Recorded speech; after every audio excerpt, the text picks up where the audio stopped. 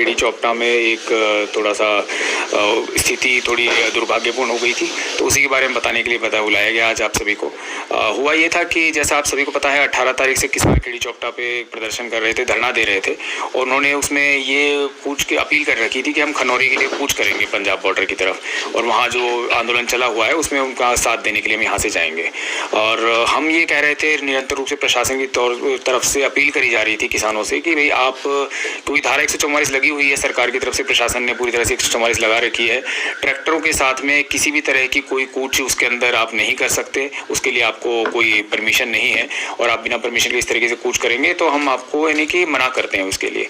और 18 तारीख से निरंतर डेली हमारे प्रशासन की उनके साथ मीटिंग हो रही थी, हमारे डीएसपी एसडीएम उनके साथ में, नेताओं के साथ में मीटिंग कर रहे थे, उनके कमेटी मेंबर्स के साथ में, और जिसमें यही डिसाइड किया जा रहा था, हम उनसे बार बार अपील कर रहे थे कि आप इसको कूच को स्थगित करें, इस तरह की कोई कूच ना करें।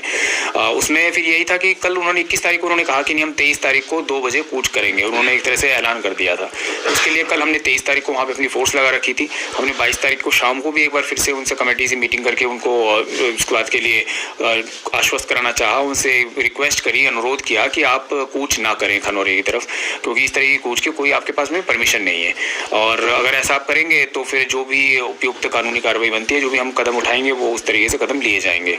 तो इसलिए उन्होंने लेकिन ये कहा कि हम इस बात के लिए सोच विचार करके देखेंगे, लेकिन हमें अभी कूच करनी है। तो कल हमने पूरी तरह से पुलिस के बंदोबस्त वहाँ पे पहले से एडवांस में किए हुए थे, हमने अपनी फोर्स लगा रखी थी, सारे हमने इंतजाम कर रखे थे, क्योंकि इस तरह की प्रशासन की तरफ से कोई अनुमति उनको नहीं थी कि वो कूच करें। उसके बाद में दिन भर उन्होंने भाषण वगैरह करे। उसके बाद में 2 बजे जब उन्होंने कूच करने की, उनका 2 बजे का टाइम था, उससे पहले भी हमारे डीएसपी और एसडीएम एक बार वहाँ पे मौके पे जाकर के उनसे अनुरोध किया कि आप ना करें इस तरह की कूच, क्योंकि आपके पास अनुमति नहीं है, लेकिन वो नहीं माने, और 2 बजे उन्होंने अपना कूच वहाँ से कर दिया। उन्होंने ट्रैक्टरों पर वो सभी बैठ गए थे और ट्रैक्टरों पर चढ़ के ट्रैक्टर चला के, और माइक से उन्होंने स्टेज से अनाउंसमेंट भी किया था कि अब हम कूच कर रहे हैं, आप सभी लोग अपने ट्रैक्टरों पर सवार हो जाएं। और उसके बाद ट्रैक्टरों पर जैसे ही सवार होकर के उन्होंने कूच करने का स्टार्ट किया, तो हमने उनको रोकने की कोशिश की, जिसके दौरान उन्होंने लेकिन ट्रैक्टर चलाए, उन्होंने नहीं माना, तो हमने उनको डिटेन करने की कोशिश की भी। वहाँ से जो उनके थे कुछ 16 लोग हमने डिटेन करे। इसी दौरान उन्होंने, लेकिन लोगों ने पथराव शुरू कर दिया, हमारी पूरी पुलिस फोर्स के ऊपर पथराव हुआ। नहीं, कन्फ्रंटेशन ये है कि हमने उन लोगों को डिटेन करने की कोशिश की, जो कि लीडर से जो थे, जो आगे से चल रहे थे, उनको डिटेन करने की कोशिश कर रहे थे। उसी दौरान पथराव शुरू हो गया और हमारी फोर्स के ऊपर बहुत ज़्यादा पथराव हुआ, ईंट पत्थर चारों तरफ से बरसने लग गए।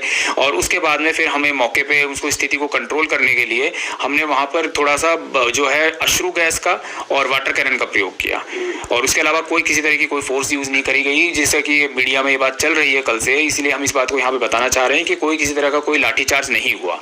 कल वहाँ पे एफआईआर दर्ज की गई थी, उसके बाद किसी के ऊपर? देखिए, पहले एक बार मेरी बात पूरी आप सुन लीजिए, मैं बता देता हूँ आपको कि हमने उनको 16 लोगों को डिटेन करने की कोशिश करी, और उसके बाद में उनको 16 लोगों को डिटेन कर लिया। उसके बाद में उनके पथराव हुआ, तो हमारी पुलिस फोर्स ने फिर वाटर कैनन का और अश्रु गैस का इस्तेमाल किया, और भीड़ को तितर बितर करने के लिए। उसके बाद में फिर मैं भी मौके पर पहुंचा था, और इसी दौरान जो ये सारी कार्रवाई हो रही थी, जो हमारे ऊपर पथराव हुआ, हमारे 34 पुलिसकर्मियों को इसमें चोट लगी, जिसमें कि मुझे खुद को चोट लगी है, 2 हमारे डीएसपी साहब हैं, और उसके अलावा इंस्पेक्टर्स हैं। हमारे टोटल 34 पुलिस मुलाजिमों को चोट इसमें लगी है। और भीड़ ने जब पथराव किया, उसमें हमारी काफ़ी सारी गाड़ियों का, सरकारी गाड़ियों का उनका नुकसान भी हुआ है। और उसके बाद में उनको जो हमने स्थिति को काफ़ी कंट्रोल किया, उसके लिए हमने अश्रु गैस का और वाटर कैनन का इस्तेमाल किया था। स्थिति को हमने कंट्रोल किया, वहाँ पे हमने शांति पर मनाई।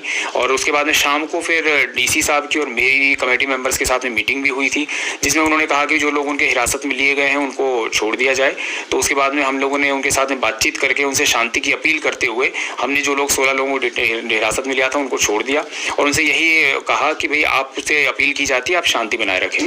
और आज भी आप हम अभी आप सभी के माध्यम से हम यही अपील कर रहे हैं कि जो शांति बनाए रखें वहाँ पे, और जो भी वहाँ पे धरना दे रहे हैं वो शांतिपूर्वक अपना धरना दें, उसमें प्रशासन को कोई वो नहीं है, दिक्कत नहीं है। लेकिन वहाँ से किसी तरह की धारा 144 का उल्लंघन ना होने पाए, ट्रैक्टरों के जरिए से कूच अगर करते हैं तो ये ऐसी तरीके से कोई स्थिति ना आने पाए। हम उनसे यही है, शांति बनाए रखने की अपील करते हैं। सभी जो प्रदर्शनकारी हैं, जो वहाँ पे धरना दे रहे हैं, जो किसान हैं, जो नहीं वहाँ बैठे हुए हैं, उन सभी लोगों से हमारी यही अपील है। प्रदर्शनकारी कितने घायल हुए इसमें से? देखिए, अभी तक हमारे पास में कोई ऐसी सूचना नहीं है कि कोई प्रदर्शनकारी कोई घायल हुआ है, किसी को कोई चोट आई है, कोई किसी तरह की कोई एमएलआर वगैरह कोई हमारे पास में नहीं है।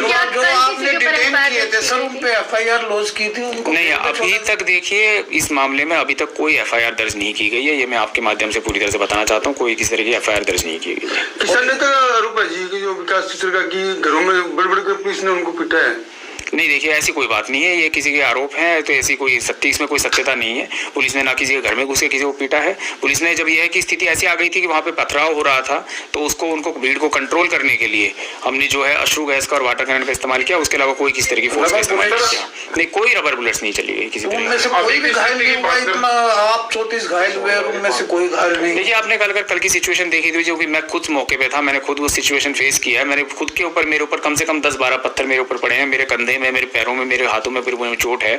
और उसके अलावा हमारे पूरे 34 पुलिस वाले घायल हुए हैं, क्योंकि जिस तरह का पथराव हुआ, चारों तरफ से पत्थर फेंके जा रहे थे। और जिस टाइम फिर मैं मौके पे पहुंच के फिर हमने स्थिति को कंट्रोल किया, हमने पूरी फोर्स के साथ में उनको, इसीलिए हमें वहाँ पे उसको भीड़ को तितर-बितर करने के लिए जो होता है स्टैंडर्ड कि भाई अश्रु गैस का और वाटर कैनन का प्रयोग किया, और इसके अलावा कोई लाठीचार्ज वगैरह भी किया जा सकता है किसानों के द्वारा।